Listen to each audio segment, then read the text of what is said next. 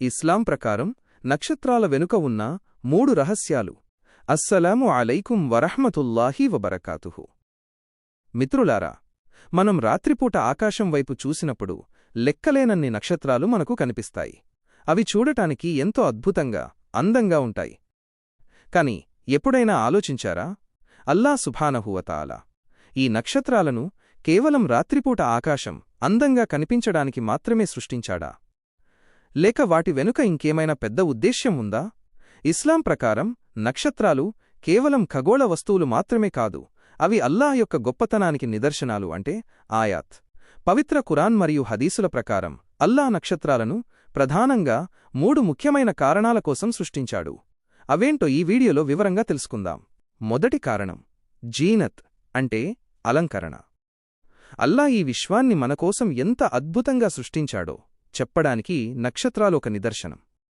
రాత్రివేళ ఆకాశం చీకటిగా, భయానకంగా లేకుండా అందమైన దీపాలతో అలంకరించినట్లు ఉండాలని అల్లాహ్ కోరుకున్నాడు. ఖురాన్లోని సూరా అల్ ముల్క్ 5వ వాక్యంలో అల్లాహ్ స్పష్టంగా చెబుతున్నాడు, మరియు నిశ్చయంగా మేము భూమికి అత్యంత సమీపంలో ఉన్న ఆకాశాన్ని దీపాలతో, అంటే నక్షత్రాలతో అలంకరించాము. అంటే మనం ఆకాశాన్ని చూసిన ప్రతిసారీ ఆ అందాన్ని చూసి అల్లాహ్ యొక్క సృజనాత్మకతను పొగడాలి. రెండవ కారణం హిదాయత్, అంటే దారి చూపించడం లేదా నావిగేషన్. ఈ రోజుల్లో మన దగ్గర జీపీఎస్, గూగుల్ మ్యాప్స్ ఉన్నాయి. కాని పూర్వకాలంలో టెక్నాలజీ లేని రోజుల్లో ప్రజలు ఎలా ప్రయాణించేవారు? విశాలమైన సముద్రాల మధ్యలో లేదా దట్టమైన ఎడారులలో రాత్రిపూట దిక్కులు తెలిసేవి కావు. అప్పుడు ఈ నక్షత్రాలే వారికి దిక్సూచి, అంటే కంపస్లాగా పనిచేశాయి. ప్రయాణికులు నక్షత్రాల స్థానాన్ని బట్టి ఉత్తర, దక్షిణ దిక్కులను తెలుసుకుని తమ గమ్యాన్ని చేరుకునేవారు.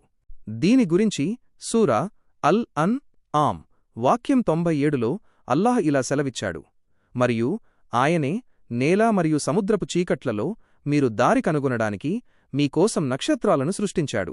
ఇది మానవాళిపై అల్లాహ్ చూపిన గొప్ప కారుణ్యం. మూడవ కారణం చాలా ఆసక్తికరమైనది మరియు ఆధ్యాత్మికమైనది.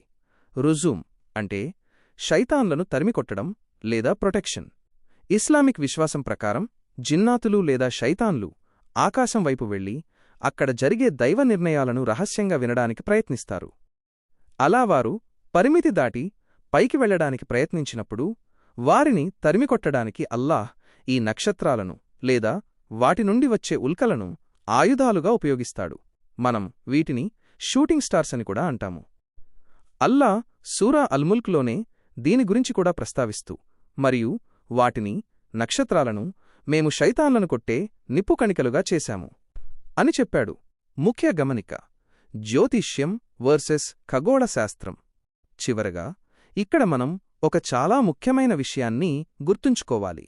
ఇస్లాంలో నక్షత్రాల కదలికలను శాస్త్రీయంగా అధ్యయనం చేసి వాటి ద్వారా సమయాన్ని లేదా దిక్కులను తెలుసుకోవడమంటే ఆస్ట్రానమీ పూర్తిగా అనుమతించబడింది. కాని నక్షత్రాలు లేదా గ్రహాలు మన భవిష్యత్తును నిర్ణయిస్తాయని, మన జాతకాలను మారుస్తాయని నమ్మడం అంటే ఆస్ట్రాలజీ ఇస్లాంలో ఘోరమైన పాపం మరియు షిర్క్.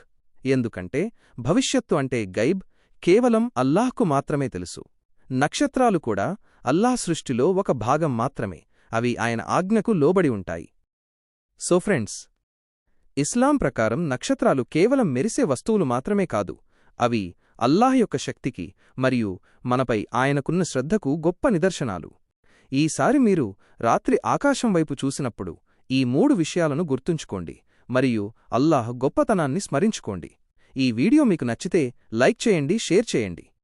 ఇలాంటి మరిన్ని ఆసక్తికరమైన వీడియోల కోసం మా ఛానల్ను సబ్స్క్రైబ్ చేసుకోండి. జజాకల్లాహు ఖైర్. అస్సలాము అలైకుం.